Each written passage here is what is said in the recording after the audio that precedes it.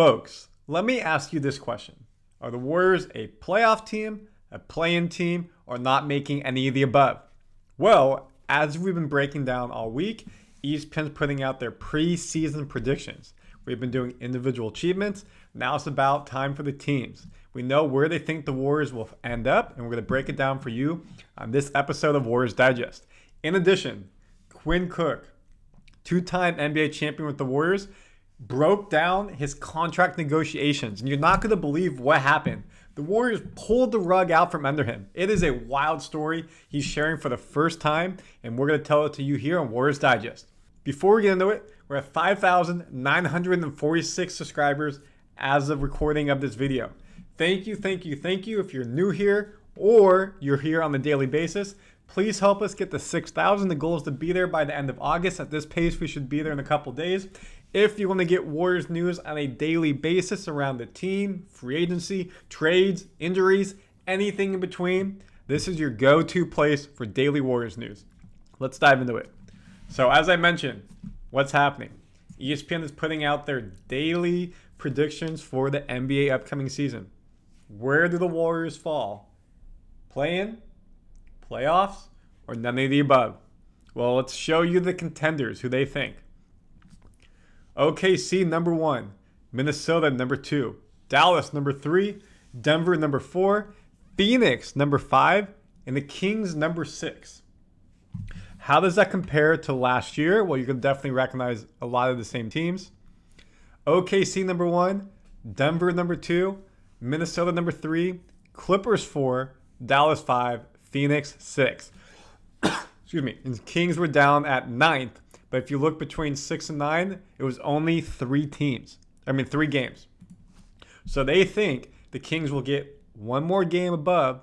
Suns at 49 will be at the same spot at 49 again. But Dallas moving up a bit. The team that's gone, the LA Clippers. No Kawhi Leonard. They think they're going to fall. But of course, here at Warriors Digest, we care about the Warriors. They don't see the Warriors as a playoff team. I disagree with this. I've been saying this all offseason. With the additions of Melton, Hield, Anderson, yes, we lost Clay. Yes, we lost Chris Paul. However, the Warriors have become a better, well-rounded team, and I expect Moody, Kuminga, Podziemski, Trayce Jackson-Davis, Post become a contributor towards the end of the season. I think we're going to be a better team. Draymond not getting suspended. Wiggins going back to an all-star level. Steph playing at his all-pro MVP level. Draymond, again, we played better with him on the court than off the court. So I think him not getting himself in trouble, I really think he's going to have a better season than that. I mean, it's hard to not get suspended twice for 20 games in a season. If he does it again, something's going really wrong. Okay, we're done with that. Long story short, I think we're a playoff team. If we look at my preseason predictions when we did it on the live stream, and we're going to be using this throughout, I have us at 49-31. We're missing 2 games because of the NBA Cup. Either you're going to play in the semifinals and finals if you make it there, or they will schedule 2 games. So maybe we'll get to 51, but I have us at 49-31. If you want to see this video, it's linked below. Go through all of it. We went game by game, home and away. You see it's all broken down right there by month. 49 puts us right here. So we would be tied with the Suns, 5th, 6th, depending on tiebreakers, meaning we are a playoff team. That's where I have us at. Now, where does ESPN have us at? The play-in group. Pelicans 46, Warriors 45, Memphis 44, and Houston 44. So 2 new teams enter the playoff picture in the play-in group. Memphis and Houston. Memphis get Ja Morant back, and we saw Houston make a late second half of the season run last year, gelling young players getting better, and they're expecting them to make the playoffs this year. So if we look at last year, the play-in, Pelicans, Lakers, Kings, Warriors. As we already mentioned, Kings have moved up, Pelicans in the same spot. Lakers didn't say the first time they expect them to miss the play-in and the playoffs altogether, and Warriors moved from the 10 seed up to the 8 seed. But again, if you look last year, we had 46 wins. They think the 8 seed this year will be 45 wins, which is interesting. So basically, This is supposed to be a harder division. The West is much harder than the East. It's supposed to be even more well-rounded. So teams will be beating each other, meaning not as many wins per team because they will be beating each other. So you can get to the 8th seed with 45 wins, where last year 45 wins would have made it so you weren't even in the playoffs. As a friendly reminder, how the play-in works with the Warriors at the 8th seed, 7-8 play each other, 9-10. The winner of 7-8 moves on into the playoffs. They're the 7th seed. The winner of 9-10 plays the loser of 7-8, and that will be the 8th seed. So in this case again, what would it be for their predictions? Pelicans Warriors play, winner moves on to the playoffs as the 7th seed. The loser of Pelicans Warriors plays the winner of Grizzlies versus Rockets, and that would be a home game for that team. The loser of 7-8 would get a home game. In this case, Pelicans are the home team here as the number 7 seed. The winner of the game of the loser 7-8 versus the winner of 9-10 would be the 8th seed in the playoffs, meaning you would be playing OKC if you were the 7th seed or Timberwolves as the 8th seed. So that is where they predict the Warriors to be. The bottom 5 in the West, Lakers at 44 wins, Clippers at 43, no playoffs in LA this year. San Antonio 35, Jazz 26, Portland 22. If you look at last year, the bottom 5 were Rockets at 41. So you can see right here, 44 is a couple games more, but still not going to get you in the playoffs. Jazz 31, Memphis 27, Spurs 22, Portland 21. So Spurs 22 to 35, a 13-game jump.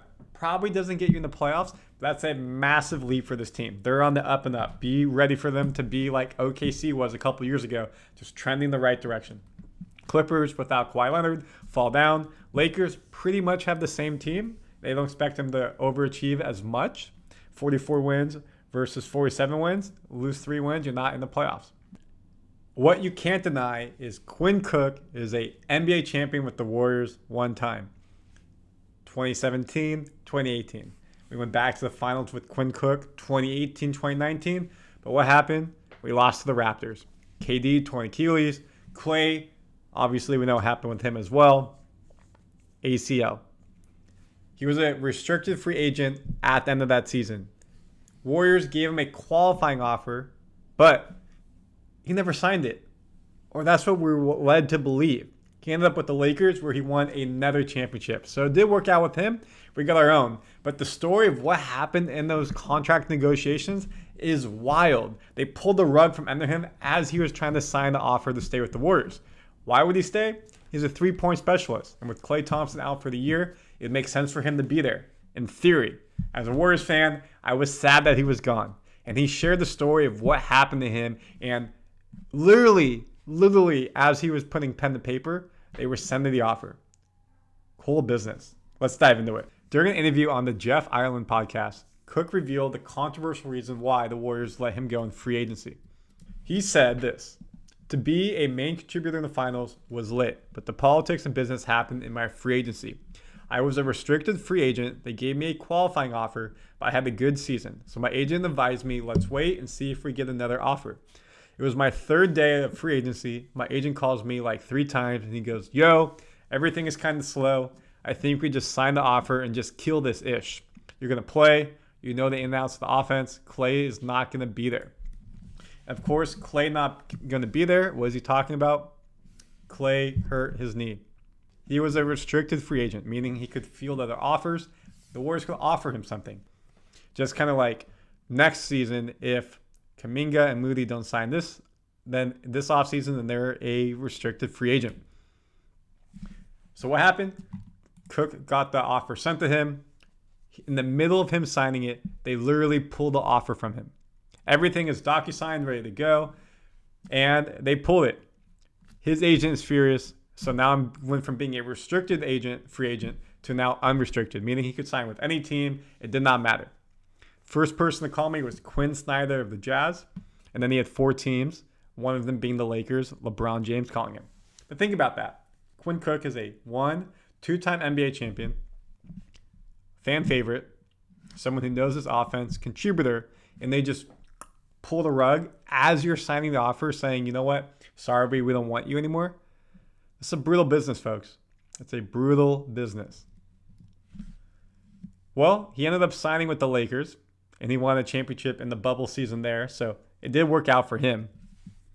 The teams that called him, he mentions LeBron James, Rob Pelinka, AD, so 3 of the major players on the Lakers.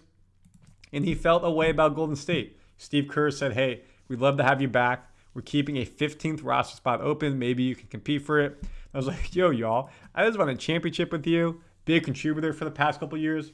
Nah, I pass. I love Steve, probably the best coach I had since Coach K.